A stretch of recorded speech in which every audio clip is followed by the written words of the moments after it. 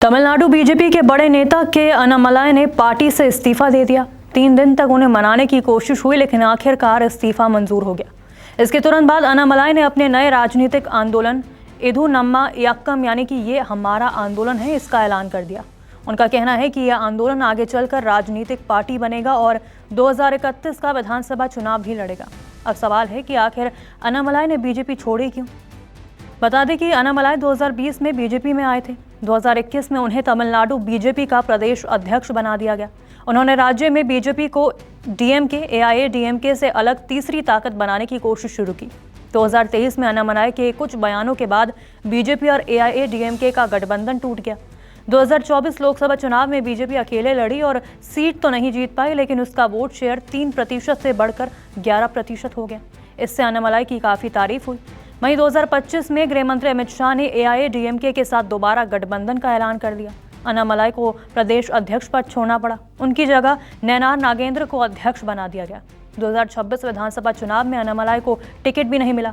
यहीं से उनके और बीजेपी नेतृत्व के बीच दूरी बढ़ती चली गई।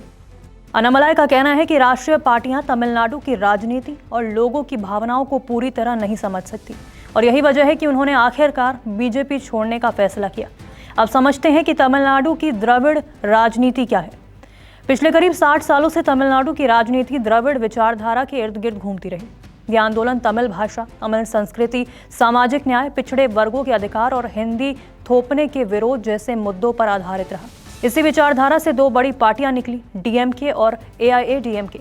डीएमके की शुरुआत सीएन अन्नादुराई ने की थी, जबकि एआईएडीएमके की स्थापना लोकप्रिय अभिनेता और नेता एमजी रामचंद्र यानी एमजीआर ने की थी। बाद में जयललिता ने एआईएडीएमके को नई ऊंचाइयों तक पहुंचाया।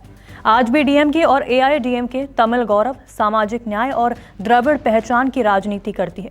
फर्क सिर्फ इतना है कि डीएमके इस विचारधारा पर ज्यादा सख्त मानी जाती है, जबकि एआईएडीएमके अपेक्षाकृत नरम रुख दिखाती है। अन्नामलाई इसी द्रविड़ राजनीति का विकल्प तैयार करना चाहते थे।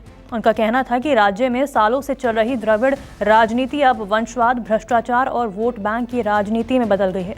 वो तमिल गौरव के साथ भारतीय राष्ट्रवाद को जोड़कर नई राजनीतिक धारा बनाना चाहते थे। हालांकि उनका ये प्रयोग पूरी तरह सफल नहीं हो पाया, लेकिन जिस राजनीतिक खाली जगह की बात अन्नामलाई कर रहे थे, उसका फायदा अभिनेता विजय की पार्टी टीवीके को मिल गया। विजय ने 2024 में टीवीके बनाई। उन्होंने द्रविड़ राजनीति को पूरी तरह खारिज नहीं किया, बल्कि उसे नए रूप में पेश किया।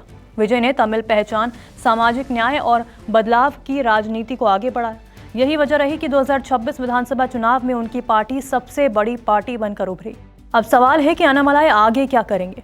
अन्नामलाई ने कहा है कि पहले वे लोगों को अपने आंदोलन से जोड़ेंगे, फिर उन्हें राजनीति की ट्रेनिंग देंगे और उसके बाद पार्टी बनाएंगे। उन्होंने we-the-leaders.organization नाम का पोर्टल शुरू किया, जहां लाखों लोगों ने रजिस्ट्रेशन भी कराया है। साथ ही वो युवाओं को राजनीति की ट्रेनिंग देने के लिए APJ Abdul Kalam centre for ethics and politics भी शुरू करने जा रहे हैं। उनका लक्ष्य 2031 विधानसभा चुनाव है, लेकिन उससे पहले वो स्थानीय निकाय चुनावों में भी अपने उम्मीदवार उतार सकते हैं।